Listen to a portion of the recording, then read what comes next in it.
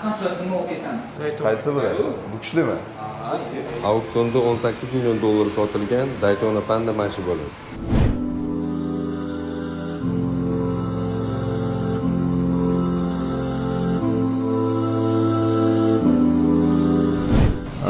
Ukamiz Obid oldindan taniymiz, mana soat bilan shug'ullanadi. Hamma sportchilar, hamma trenerlar mana shunday yaxshi soatlarni taqib yursa biz xursand bo'lamiz-da.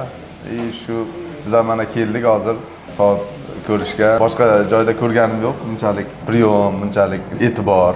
Obid Sobitov Faj soatlarini chempionlar taqadigan soatda bular. Chempionlar 100 kiloli udar 500 kilo boryapti. Men soatni taqqandan keyin.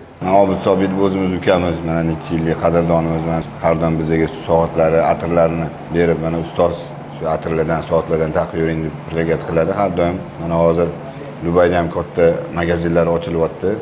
Nima ishlari bo'lsa, Alloh ishlariga omad bersin. Shaxsan tavsiya qilamiz, sportchilarimizga ham tavsiya qilamiz. Shu bemalol kelib murojaat qilsanglar, chiroyli qilib skidka qilib beradi.